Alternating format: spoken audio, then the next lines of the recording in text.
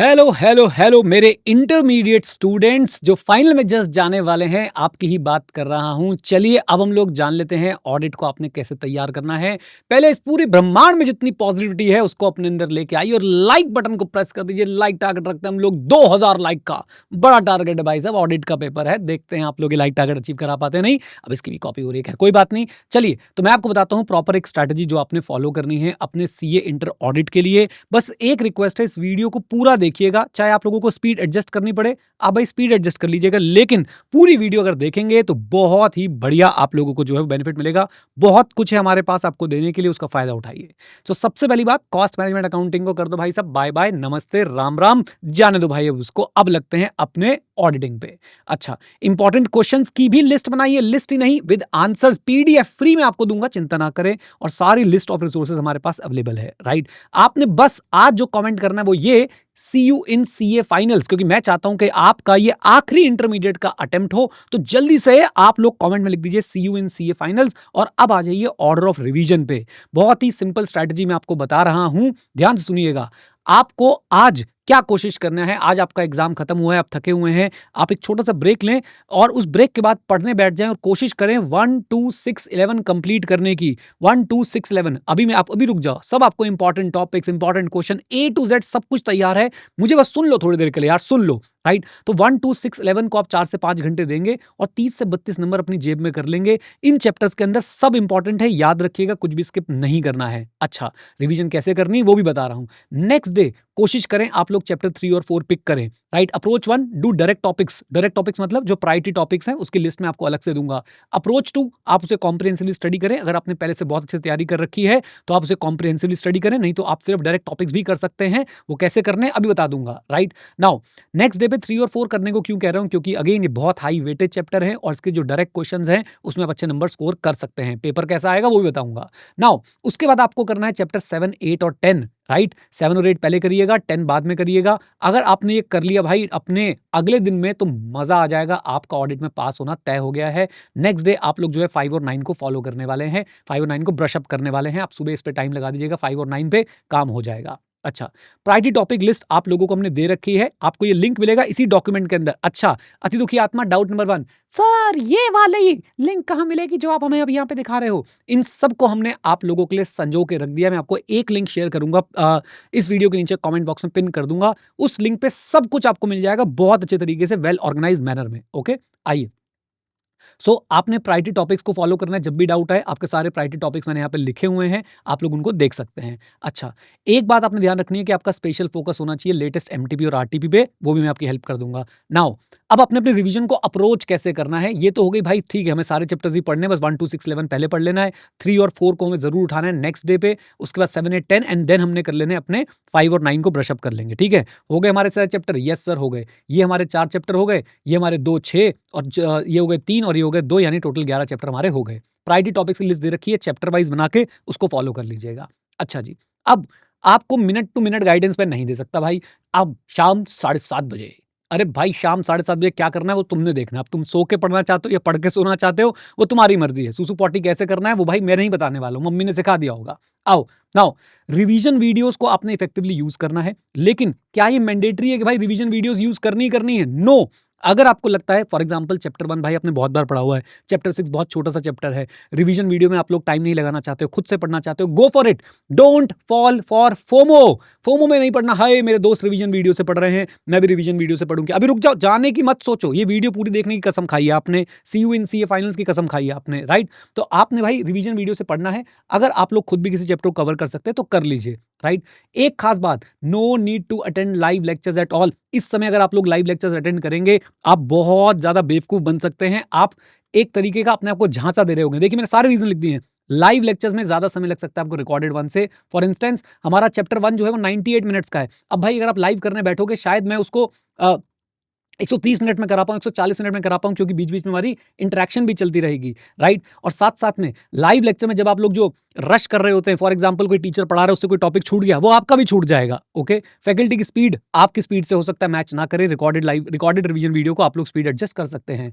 एक आधा पार्ट अगर आपका मिस हो गया तो भाई साहब आपके साथ फिर से दिक्कत हो सकती है। मैं आपको क्यों बता रहा हूँ भाई, मेरे पास बच्चों के मैसेज आते हैं, सर हमने रिवीजन तो करी थी एग्जाम से जस्ट पहले, बस लाइव बैठे हुए थे किसी टीचर के साथ। भाई लाइव बैठ के आप अपना अपना दिमाग खराब कर लेंगे। कुछ वो आपको झांसा मिलता रहता है, आपको बस सिर्फ एक जो है वो सांत्वना मिलती रहती है कि आप पढ़ रहे हैं। अपनी पेस पे अपने तरीके से पढ़ें। Every student has a unique learning style and सॉट strength weakness opportunity threat SM के लिए। तो रिकॉर्डेड सेक्शन आपको ज्यादा फ्लेक्सिबिलिटी देते हैं, रिकॉर्डेड सेशन। आइए नाउ अब जरा ध्यान से देखिए, मैंने आप लोगों के लिए क्या क्या रिसोर्सेज लगाए हैं। चैप्टर 1 to 4 का क्वेश्चन बैंक की भी रिवीजन वीडियो अवेलेबल है, देख सकते हैं। एक बात समझ लीजिए, कोई भी चैप्टर अगर आप पढ़ रहे हो बिना क्वेश्चंस के पढ़ रहे हैं, आप बेवकूफी कर रहे हैं। चैप्टर करिए और उसके साथ क्वेश्चंस उसके जरूर देखिए, क्योंकि आपके एग्जाम में क्वेश्चंस आने वाले हैं, ना कि आपसे वो बोलेंगे भैया ये कौन से बता दो, वो कौन से बता दो। अच्छा, नाउ आपने केस स्टडीज कैसे करनी है, हमारी बुक से आप लोग स्टार्ट कीजिए, हमारी बुक को फॉलो कीजिए अगर हमारी बुक आपके पास है। अगर नहीं है तो भाई मैंने सबके लिए फ्री ऑफ कॉस्ट सारे एमसीक्यू अवेलेबल करा रखे, आप लोग यहां से देख सकते हैं एमसीक्यूज और केस स्टडीज को। आरटीपी एनएमटीपी कैसे कवर करेंगे, डिटेल एनालिसिस डॉक्यूमेंट के साथ। आपकी लेटेस्ट आरटीपी और एमटीपी, लेटेस्ट क्या बताऊं मैं आपको, जब से न्यू कोर्स आया है तब से जो आपकी आरटीपी एमटीपीज है ना, वो हमने सारी यहां पे लगा रखी हैं। और इनकी खास बात यह है कि आप कोई भी फाइल अगर ओपन करेंगे, फॉर एग्जाम्पल MTP2 May 25, अगर आप इसे ओपन करते हैं तो आपको भाई साहब पूरा का पूरा डिटेल एनालिसिस मिलेगा कि एमसीक्यू कौन सा है, उसके नीचे आंसर कौन सा है, और अल्टीमेटली भाई वो आंसर की एक्सप्लेनेशन भी आपको मिल जाएगी, कवरेज भी आपको सारी देखने को मिलेगी। तो आप इसका बहुत ज्यादा फायदा उठाइए, क्योंकि लेटेस्ट एमटीपी और आरटीपी करना बहुत जरूरी है, स्पेसिफिकली चैप्टर नंबर 5 और 9 के लिए। ओके, देन इसके बाद मैं आपको और क्या कहना चाहता हूं, maintain your speed during the revision. Revision को ऐसे ना लें कि अच्छा अभी तो बैठा हूं, चैप्टर 1 शुरू किया है, आराम से कर लूंगा। भाई नहीं, चैप्टर 1 to 6 11 आपकी स्ट्रेंथ बननी चाहिए, 3 और 4 के डायरेक्ट टॉपिक्स आपके स्ट्रेंथ बनने चाहिए, चैप्टर नंबर 8 आपका स्ट्रेंथ बनना चाहिए, 705 आपका 5 मिनट में रिवाइज होना चाहिए, 706 भी आपका भाई साहब 5 मिनट में रिवाइज होना चाहिए, 701 5 मिनट में रिवाइज होना चाहिए। यानी कि आपने अपनी स्पीड सुपर रखनी है, इफेक्टिवनेस और एफिशिएंसी दोनों मेंटेन रखनी है। ये रही आपकी must do topic and question की लिस्ट, तो आपको वो मिल जाएंगे यहाँ पे, आप इनको जरूर करें। ये आपकी प्रायोरिटी टॉपिक लिस्ट हमने यहाँ पे डाल रखी है। नाउ एमसीक्यूज के लिए स्पेशल गाइडेंस लेते जाओ, ये भाई साहब आपके लिए बहुत ज्यादा जरूरी है। स्पेशल गाइडेंस ये है कि देखो बात ऐसी है कि आपके लेंदी केस स्टडीज जो है वो आ सकते हैं, अभी सीए फाइनल ऑडिट में हुआ है। हमेशा पहले एमसीक्यूज को पढ़ें, आईसीआई के जाल में ना फंसे। एमसीक्यूज को शुरू में अटेम्प्ट ना करें, स्टार्ट करें डिस्क्रिप्टिव क्वेश्चन से, एमसीक्यूज को लें बिटवीन में, यानी कि बीच में, राइट। और कोई भी एमसीक्यू छोड़े ना, क्योंकि अभी तक नेगेटिव मार्किंग नहीं है, पता नहीं कब तक नहीं होगी, तो फायदा उठाइए। अदर जनरल पॉइंट्स ये भाई साहब, अपने ऊपर पूरा विश्वास बना के रखें, कॉन्सेप्ट से फोकस करें। जब आप लोग रिवाइज कर रहे हैं तो सुन लीजिए आपने कैसे रिवाइज करना है। अगर रिवीजन वीडियो आपने पढ़ी है, रिवीजन वीडियो आप सुन रहे हैं, तो रिवीजन वीडियो को सुनिए, उसके बाद आपको जो कॉन्सेप्ट बताया गया था, जो मेमोरी टेक्निक बताई गई थी, जो चार्ट दिखाया जा रहा है रिवीजन वीडियो में, उसी को आप लोग एक बार जो है स्क्रिबल करके बना के बोल के देख सकते हैं, और फिर उसी से आप लोग जो है वो क्या कर सकते हैं, उसी को आप एक दो बार बोल के देखेंगे, और बस इतना बहुत है, आपको इससे ज्यादा टेंशन लेने की जरूरत नहीं है, राइट।